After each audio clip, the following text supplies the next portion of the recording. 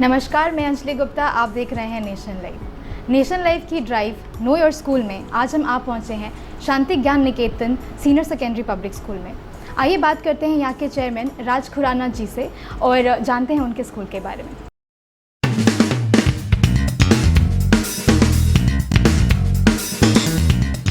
स्वागत है सर आपका। थैंक यू, नमस्कार, वेलकम। Thank you sir.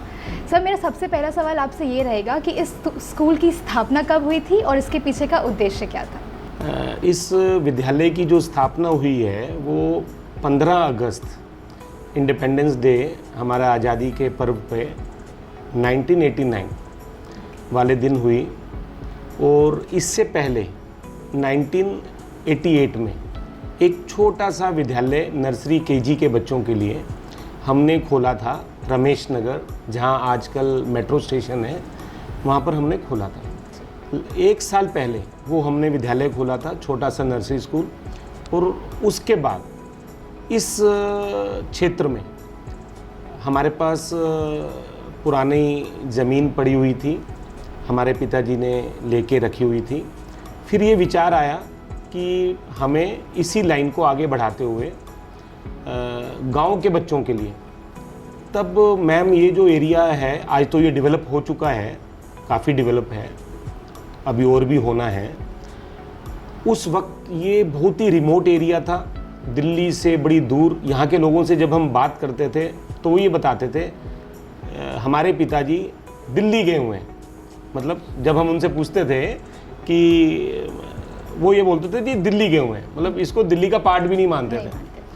और यहाँ आसपास कई कई किलोमीटर में कोई पब्लिक स्कूल, अच्छा स्कूल नहीं था। फिर हमें लगा कि यदि हमको स्कूल खोलना ही है तो ऐसे एरिया में खोला जाए जहाँ वाकई ही उसकी ज़रूरत है। तो फिर हमने ये चुना, यहाँ पर ये स्कूल की स्थापना करने के लिए हमने अपना मन बनाया। और यहाँ पर हमने 15 अगस्त 1989 और प्रोफेसर मुनीस रज़ा, वाइस चांसलर दिल्ली यूनिवर्सिटी के थे, उनके हाथों से इसका हमने उद्घाटन उस वक्त पे करवाया। तो सर, मैं अगला सवाल आपसे ये लेना चाहूँगी कि जो भी आपने विजन उस टाइम लेके आप चले थे स्कूल की स्थापना में, आज आप क्या उसको पूरा होते हुए देखते हैं? बिल्कुल बिल्कुल। मैं आपको एक अपना अनुभव बताना चाहता हूँ। मैं और मेरे पिताजी, हम लोग एक चार्टर्ड अकाउंटेंट साहब थे हमारे, जो हमारे चार्टर्ड अकाउंटेंट थे, जो बिजनेस मेरे पापा करते थे। हम एक दिन उनके पास बैठे थे तो ऐसे ही मेरे पिताजी ने बोल दिया कि राजकुमार चाह रहा है कि हम लोग एक स्कूल बनाएं। तो उन्होंने मेरे पिताजी को बोला, हम बाऊजी कहते थे, मेरे बाऊजी को उन्होंने बोला कि लाला जी, वो उनको लाला जी कहते थे, कि लाला जी अभी तो आपको पता नहीं चलेगा कि स्कूल खोलने का क्या फ़ायदा है। ये आपको पता चलेगा 15 से 20 साल के बाद, जब आपके अपने पढ़ाए हुए बच्चे अच्छे अच्छे पदों पर पहुंच जाएंगे, अच्छी अच्छी सरकारी ऑफिसर्स बन जाएंगे। और जब आप वहाँ कभी जाएंगे और वो आपके पाँव छुएंगे, तब आपको गर्व होगा कि आपने ये जो स्कूल खोला है वो बहुत ही एक अच्छा नोबल कॉज करने के लिए जो खोला है। तब आपको पता चलेगा कि आपने स्कूल खोलकर मतलब बहुत अच्छा कार्य किया है, समाज के लिए भी और आपकी अपनी सेटिस्फेक्शन के लिए भी और राष्ट्रहित के लिए भी। आज हमें लग रहा है, क्योंकि आज हम देखते हैं कि जो हमारे बच्चे यहाँ के पढ़े हुए हैं, आज आईएएस बन गए हैं, आज मजिस्ट्रेट बन गए हैं, चार्टर्ड अकाउंटेंट बने हैं, एमबीए किया है बच्चों ने, कई फॉरेन कंट्रीज़ में सेटल्ड हैं। मतलब कोई ऐसी फील्ड नहीं है जहाँ हमारे बच्चे राष्ट्र की सेवा नहीं कर रहे हैं। और आज हमें गर्व होता है कि वो, उन बच्चों को भी गर्व होता है कि वो शांति ज्ञान निकेतन के पढ़े हुए बच्चे हैं। जी। तो सर, मैं अगला सवाल आपसे ये लेना चाहूँगी कि जैसा हम देखते हैं कि बाकी स्कूल्स में एजुकेशन के साथ साथ एक्स्ट्रा करिकुलर एक्टिविटीज़ भी होती हैं, आपके स्कूल में उनके एक्स्ट्रा करिकुलर एक्टिविटीज़ के अलावा और क्या ऐसी एक्टिविटीज़ है जो अलग है बाकी स्कूल से? चलिए अब हम बात करते हैं। देखिए, पढ़ाई तो हर स्कूल करवाता है। पढ़ाई के अलावा आपने बच्चों को क्या दिया, हमारा जो फोकस रहता है वो बच्चों को ऑल राउंड डेवलपमेंट का फोकस रहता है। बच्चे में हम देशभक्ति की भावना भी भरते हैं, जो हमारी इंडियन कल्चर है, जो भारतीय संस्कृति है, हम उसका भी बच्चे में डालते हैं कि भाई उसको भारतीय संस्कृति का भी पता होना चाहिए। फिजिकल फिटनेस के लिए हम उसको कई सारे स्पोर्ट्स की एक्टिविटीज़ देते हैं और हमें गर्व है हमारे बच्चे इंटरनेशनल लेवल तक मेडल्स लेकर स्पोर्ट्स में आते हैं। स्पोर्ट्स के नाम पे जहां हमारे पास स्विमिंग पूल है, वहीं हमारे पास हॉर्स राइडिंग है, बास्केटबॉल के ग्राउंड्स हैं, हैंडबॉल के ग्राउंड्स हैं, बिलियर्ड्स, ये आपने बहुत कम सुना होगा स्कूलों के अंदर बिलियर्ड्स, हमारे यहाँ बिलियर्ड्स भी खिलाया जाता है। टेबल टेनिस, जूनियर के लिए बास्केटबॉल अलग है हमारे लिए, हमारे पास, और सीनियर के बच्चों के लिए अलग कोर्ट है हमारे पास बास्केटबॉल। बहुत सारे योगा हमारा रहता है, हर बच्चे को योगा की क्लासेस हम लोग बच्चों को देते हैं। ताइक्वांडो सेल्फ डिफेंस के लिए हम लोग उनको ट्रेनिंग देते हैं। स्केटिंग हमारे पास बच्चों के लिए है।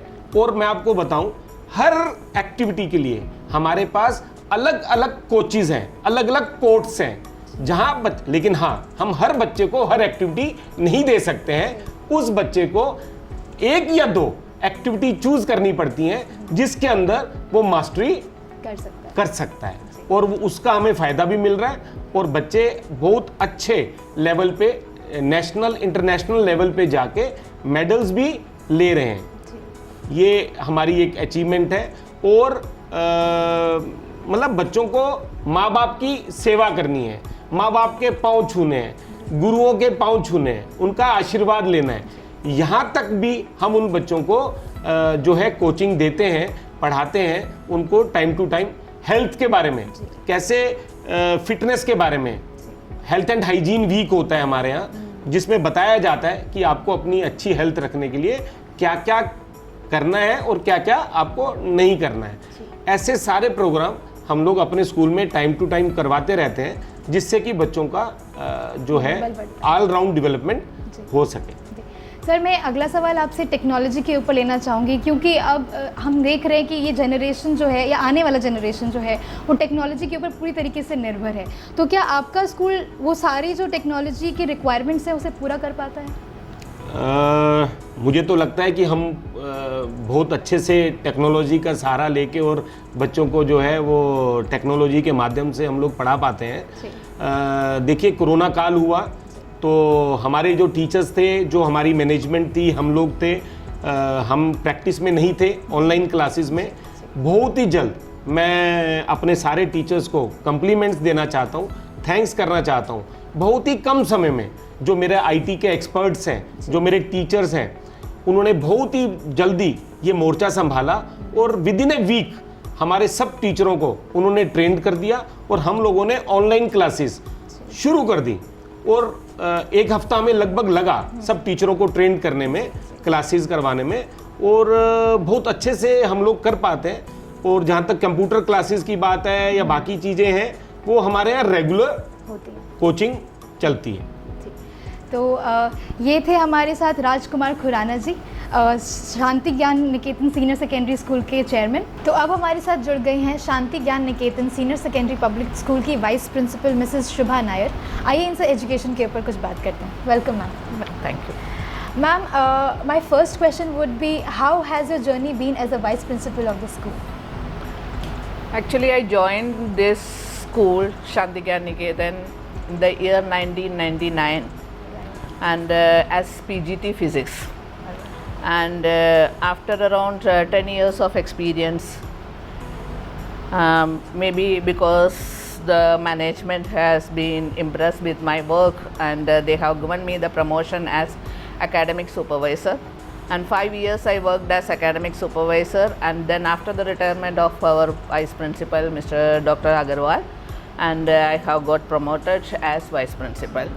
And as far as the school management as well as the atmosphere it is concerned, I feel that when I came the school for the first time, by seeing the atmosphere, because Delhi itself, when I entered Delhi first time, because I am a South Indian, I am a Keralite, when I entered Delhi, there was a kind of a different atmosphere. But when I entered into Shanti Gyan Niketan, there was a very lush green, very greenery, and I wish to join this school.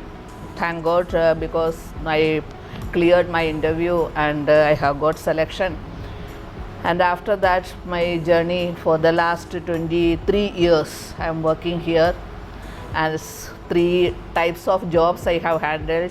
One is PGT and another one is academic supervisor, then now it is vice principal. And I'm very much satisfied in my work. I'm trying to give my 100% in the work, and I don't have any grudges with the management or anything, because I'm getting all kind of supports from everywhere, from parents as well as students as well as from management. All right. Ma'am, you saying that you've been a vice principal as well as academic supervisor.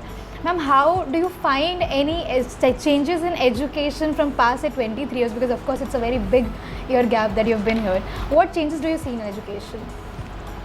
In education, I have seen the changes in the nature of the students. All right. And when I joined the school, at that time the school has started the science stream in class in senior secondary. That was the first section for the science stream. And the students, I was the class teacher of 11th class stream.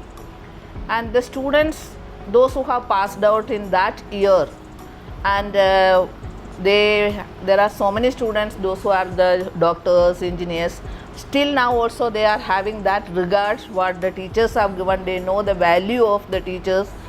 And the present scenario, if we are telling that there are students, those who are showing that those who know the value of the students, but I think the social media has done so many changes in the minds of the students. Yes, ma'am. And due to that, that kind of atmosphere we are not getting nowadays. All right. Ma'am, you talked about social media, you talked about technology. I will take this question that what pros and cons do you find in the use of technology for students to, use them as their study platform? What do you think? Like, how is it? Is it very good or is it bad? So, because I am always thinking in a positive manner. In that case, when I am going through the social media, how much I am involved in social medias, there are so many things that the students can learn through social medias. Yes. And but I think unfortunately I can tell you, there are parents also, those who are supporting the students, those who are helping the students to follow the good things, but unfortunately many students are not in that type of students, those who are able to use the positive points of the social media. They are going into the negative side, and they are encouraged with that, and because of that, I don't know the students' nature, whether it is mentally also, physically also. There are so many games we have come across, that Blue Whale and like that. Nowadays it is PUBG. Yes. Without PUBG, the students cannot leave.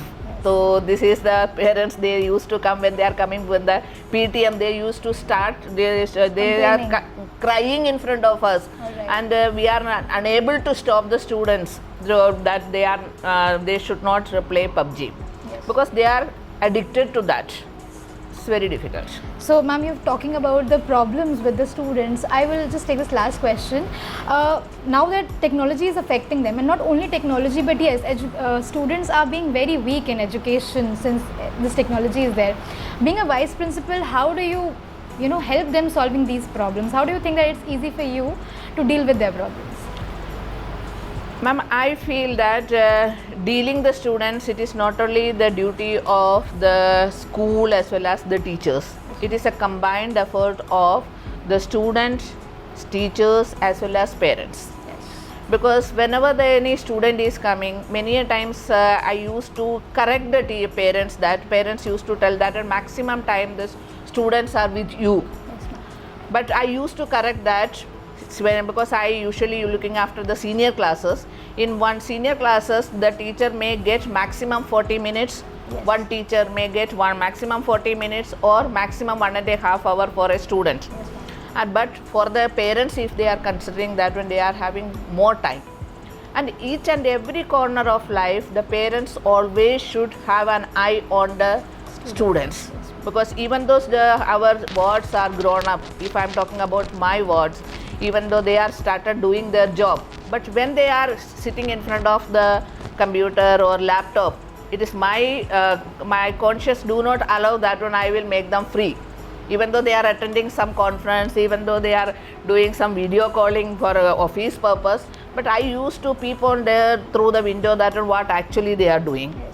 Because this the same thing, even though the हमारे जो kids say that they are very small. Yes. So in that case, I feel that when parents should always have an eye. But I am not completely giving the responsibility to parents. Yes. At the same time, the teachers also should have a lot of responsibilities. First of all is that nowadays the teachers cannot do any punishment. Yes, ma'am. But it is not possible. Yes, it's not allowed. But in that case, there are so many methods that we can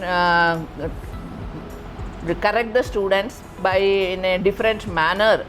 And that I used to tell that just after the pandemic, when we have started on offline classes, I told the teachers also, please handle them in a proper manner, because they are sitting at home for the last 2 years. Their mentality, it is very difficult to judge. Therefore, it is your duty 1 week, even though if you are not concentrating on the academics, but you should study the psychology of the students, then you approach the students in that manner. Definitely, we have to see that what is the student status. On the basis of that one, we have to deal with them, and then I can think that one we can give a good result. All right. Thank you so much, ma'am. Welcome. Very तो ये थी vice principal शांति Gyan Niketan senior secondary public school की। ऐसे ही और schools की सही जानकारी nation live आप तक लाते रहेगा। उन्हें देखने के लिए बने रहे हमारे साथ। धन्यवाद।